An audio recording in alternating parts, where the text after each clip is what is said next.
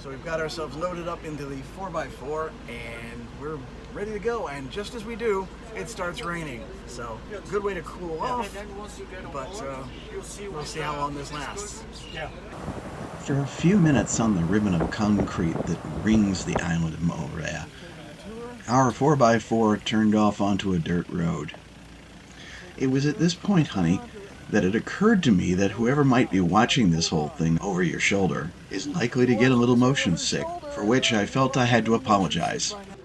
And so, greetings from this outlook over Openohu Bay, honey. I'm not going to go so far as to say that I can see my cabin from here. I can barely see the ship. You might have better luck than I am. You were better at spotting these things. One interesting place we visited so far is Vanilla Plantation. This is a family-owned farm. It's not a big industrial deal here. Oh wow, we've got a bird here. Cool. Supposedly these mesh ceilings are to keep the birds out, but we seem to have gotten a passenger in here.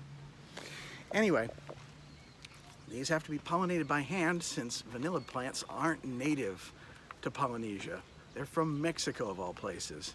Brought here by a French trader, of course. They do this by hand, and a kilo of dried vanilla beans will run you about $800. It's not cheap. There's a reason why people have developed artificial synthetic vanillas.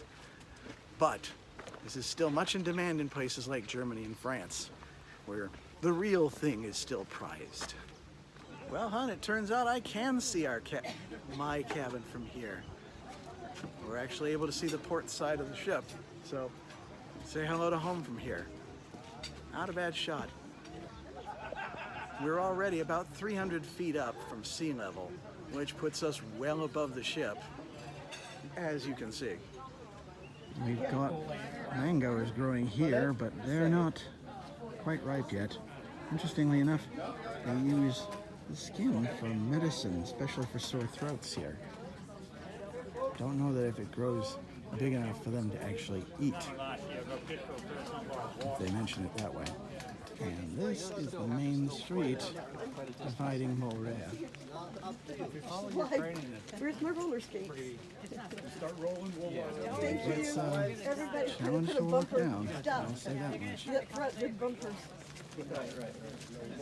There's a reason why they said we needed to be wearing non-stick shoes. Yeah. We're not going all the way down. That's a good thing. We're turning this way in order to get on the 4x4s again. Did I say non-stick shoes? I meant non-slip, obviously. Oh my.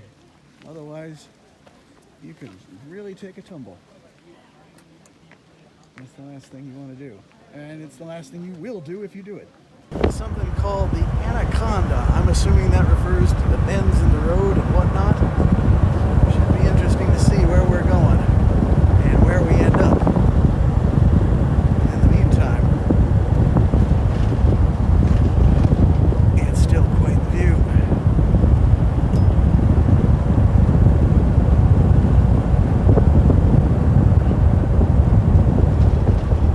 Well, it seems like the anaconda might refer to the river that they're crossing.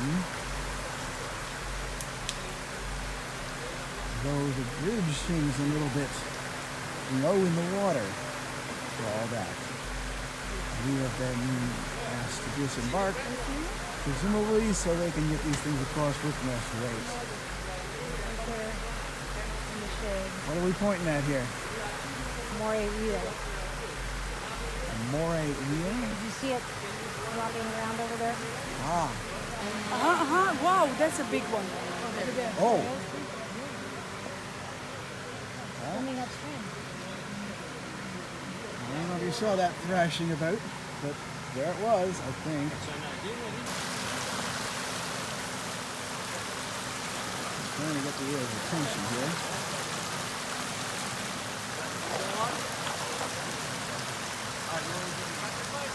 Since they were already there, our guides took the opportunity to try and get the eels' attention. Oh no!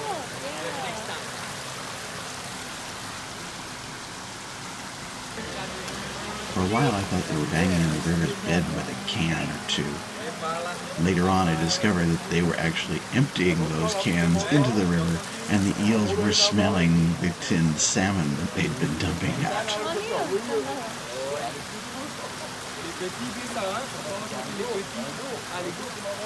Now I can understand why so many of them showed up.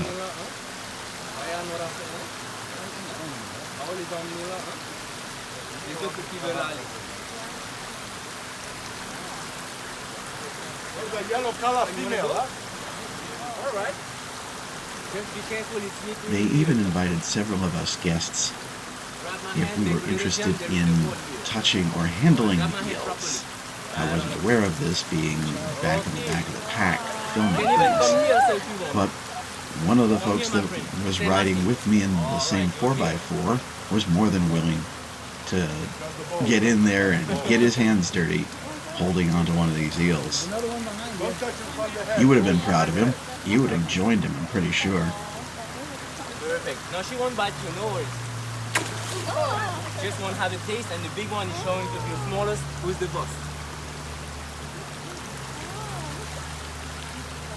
Yeah, you grab it. You break. And nobody would go to the front, but everybody was standing up there. I said, well, I'll do it. Nobody's volunteering. That's We're kidding about the mother. Yeah. So out here in the pineapple plantation, you can see most of the big mountains of Moorea.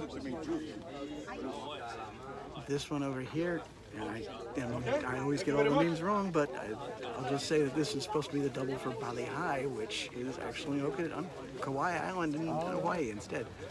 But since South Pacific was filmed here, and this is more South Pacific than the one in Hawaii anyway, because Hawaii's north of the equator now, isn't it? It's not the largest mountain. That would be this one over here, which, again, the name escapes me, and if I could remember it, I probably couldn't pronounce it right anyway. It is about 4,000 feet tall, and as you can see, you can't see it because there's clouds around it right now. It's just that high. We're in the middle of the valley. You recognize the pineapples over there? The pineapple Here we are at the Belvedere, or Beautiful View.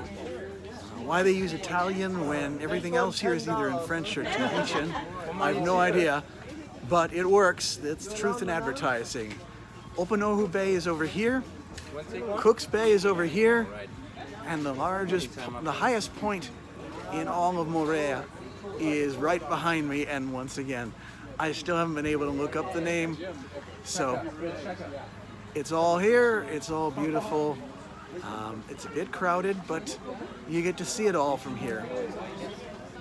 The impressive thing is we're already 850 feet above sea level.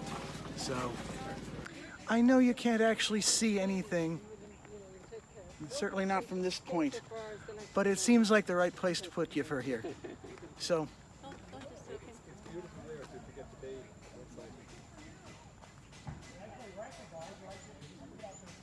there you go.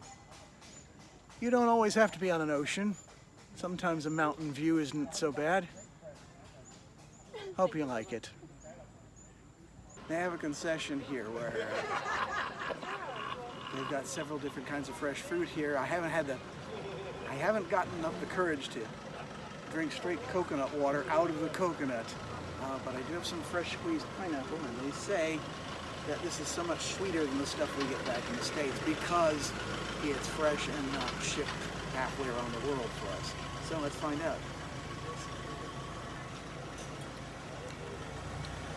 They're not lying. There's none of that tart, almost bitter tang that we tend to get in the States. It's just,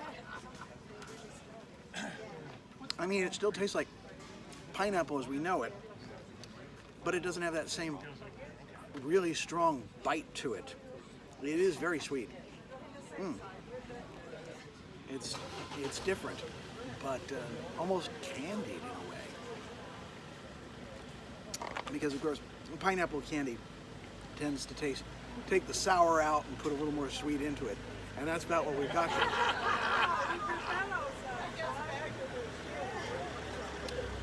It's really very good.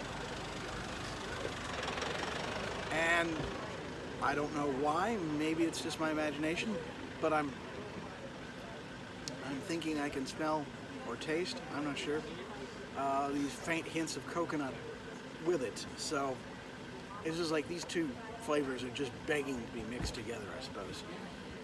Hence the pina colada. But the pineapple's good as it is, and we'll leave it at that. We are visiting a marae, the old Tahitian temples. It's basically almost like it's very short walls with something of an altar in the back, but not quite.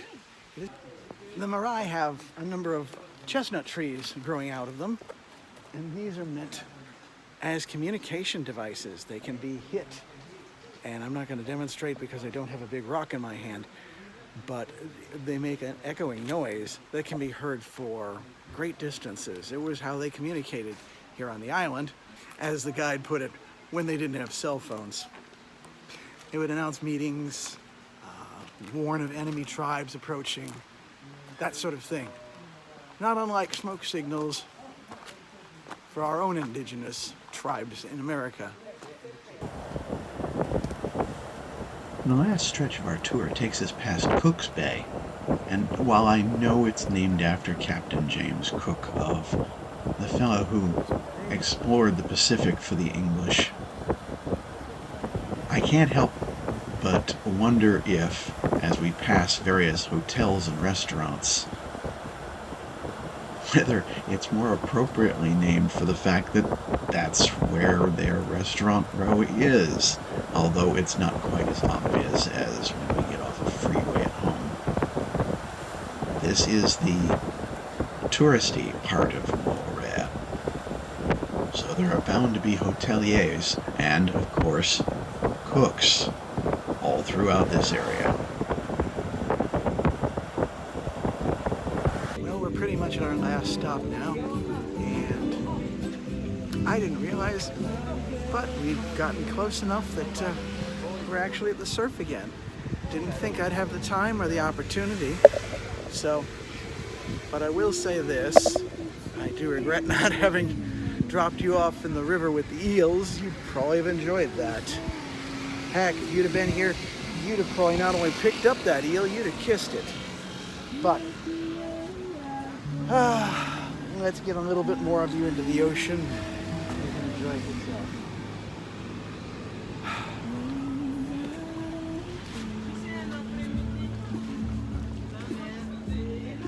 Greetings from Maria, honey. Hope you like it here. Until our next stop, keep an eye on me. And wish me luck.